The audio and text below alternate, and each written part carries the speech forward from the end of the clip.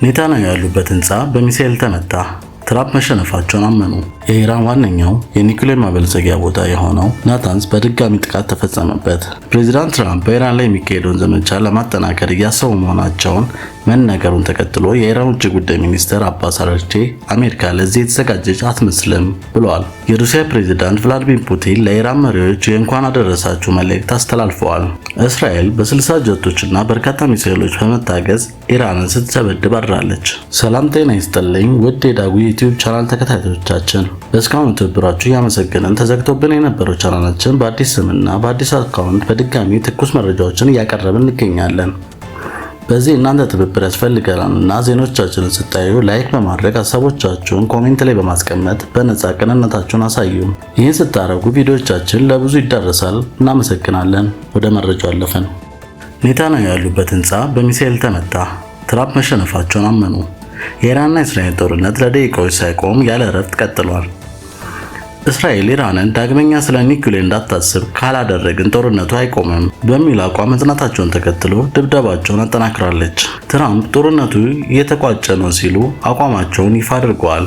ትራምፕ አሸንፈናል ቢሉም ኢራን በአሜሪካና በእስራኤል ላይ እያሳረፈች ያለችው ግፊት ቀላል የሚባል አይደለም። የዛሬ ደግሞ እጅጉኑ ይለያል። የኢራን አብዮታዊ ዘብ ኔታንያሁ የነበሩበትን ህንፃ በሚሳኤል መትቻለሁ ብለዋል። በተጨማሪም ኢራን በእንግሊዝ ላይ ለመጀመሪያ ጊዜ ጥቃት ፈጽማለች። እስራኤል በበኩሏ በ60 የጦር ጀቶች ኢራንን ደብድባለች። በድብደባውም የኢራን የኒውክሌር ጣቢያዎችን መውደማቸው ዓለም አቀፍ የኒውክሌር ተቆጣጣሪ ተቋም አረጋግጠዋል ብለዋል። በተመሳሳይ ቴህራን ኔታንያሁ መግለጫ ሲሰጡ ከነበሩበት ህንፃ አጠገብ ጥቃት አድርሳለች። ሚሳኤል ልውውጥም ከፍ ወዳለ የውድመት ምዕራፍ እየተንደረደረ ነው። ሌሎችም ሀገራት በጦርነቱ ጣልቃ መግባታቸው አገሬ ወደ መሆኑ ተሻግሯል። ሩሲያ፣ ቱርክ፣ ፓኪስታን እና አሜሪካ በጉዳዩ ላይ የተለያየ አቋም ይዘዋል። እስራኤል በ60 ጀቶችና በርካታ ሚሳኤሎች በመታገዝ ኢራንን ስትደበድብ አድራለች። ድብደባውም ኢራንን ክፉኛ ያቆሰለ ሆኗል። የእስራኤል ጦርነት ግብ ኢራንን በኒውክሌር ፍላጎቷ ነፃ ማድረግ እንደሆነ ይፋ አድርጋለች። ኢራን በበኩሏ ዲያጎ ጋርሺያ በተባለው የአሜሪካና የዩናይትድ ኪንግደም የጋራ የጦር ሰፈር ላይ 2 መካከለኛ ርቀት ተወንጫፊ ባላስቲክ ሚሳኤል መተኮሷን የአሜሪካ መገናኛ ብዙሃን ዘግበዋል። ከኢራን እስከ ዲያጎ ጋርሺያ ያለው ርቀት 3800 ኪሎ ሜትር ገደማ ነው። የቀድሞ የኢራን ጠቅላይ መሪ የሚሳኤል ርቀቱ ከ2000 ኪሎ ሜትር እንዳይበልጥ ትዕዛዝ ሰጥተው የነበረ ቢሆንም አሁን ግን ይህ የተጣሰ ይመስላል። መረጃዎች እንደሚያሳዩት ኢራን በጦርነቱ የመጀመሪያው 2 ሳምንት በመካከለኛ ምስራቅ በሚገኘው የአሜሪካ የጦር ሰፈሮች ላይ በፈጸመችው ጥቃት $800 ሚሊዮን የሚጠጋ ጉዳት አድርሳለች። ከፍተኛ ጉዳትም የደረሰው በዮርዳኖስ በሚገኘው የአየር ኃይል ሰፈር በአሜሪካ ታድ የሚሳኤል መከላከያ ስርዓት ራዳር ላይ ነው። የራዳሩ ስርዓት ብቻ $485 ሚሊዮን ያወጣል። በተጨማሪም በኳታር፣ በኩዌት እና በሳውዲ አረቢያ በሚገኘው የአሜሪካ የጦር ሰፈሮች ላይ ጥቃት መድረሳቸውን የሳተላይት ምስል ያሳያሉ። አሜሪካ ጦርነቱን ለማካሄድ በ12 ቀናት ውስጥ $16.5 ሚሊዮን አውጥታለች። የመከላከያ ሚኒስትሩ ፔት ሄግሴት ጦርነቱን ለማካሄድ የ$200 ቢሊዮን ተጨማሪ በጀት እየጠየቁ ነው። ፕሬዚዳንት ትራምፕም እስራኤል የካቲት 1 ቀን የጀመረችው ጥቃት ውስጥ ከተሳተፈች በኋላ 13 የአሜሪካ ወታደሮች መገደላቸውን ገልጸዋል። በጦርነቱ እስካሁን ኢራን ውስጥ 3200 ሰዎች ሲገደሉ ከነዚህም ውስጥ 1400 የሚሆነው ሰላማዊ ሰዎች ናቸው። ትናንትና ሌሊት የእስራኤል 60 ጀቶች በኢራን ሰማይ ስር ታይተዋል።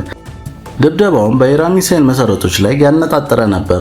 ዓለም አቀፍ የኒውክሌር ተቆጣጣሪ ተቋም IMF በአራክ ከተማ አቅራቢያ በሚገኘው የኢራን የኒውክሌር ጣቢያ ጥቃት ደርሶበታል። ቁልፍ ህንፃዎችም መውደማቸውን አረጋግጠዋል። የአቶሚክ ኢነርጂ ተቋም ዋና ዳይሬክተር ራፋኤል ግሮሲ እስካሁን የተለየ የጨረር ልቀት ባይኖርም አደጋዎች ሊኖሩ እንደሚችሉ ገልጸዋል።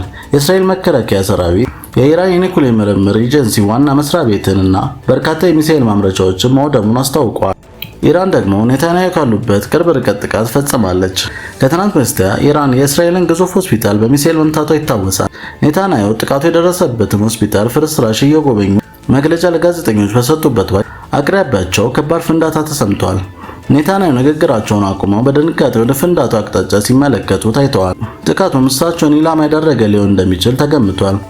በዚህም ሳምንት መጀመሪያ ላይ የኔታንያሁ መኖሪያ ቤት በሚሳኤል መመታቱ ይታወሳል። በእነዚህ ጥቃቶች ምክንያት የእስራኤል የስለላ ተቋም ሞሳድ ለምን ተዘናጋ የሚል ጥያቄ የተነሳ ነው። በተጨማሪ በደቡብ እስራኤል ቤርሻባ በተባለችው ከተማ በሚገኘው የቴክኖሎጂ ፓርክ ላይ የኢራን ሚሳኤል ጥቃት ደርሷል።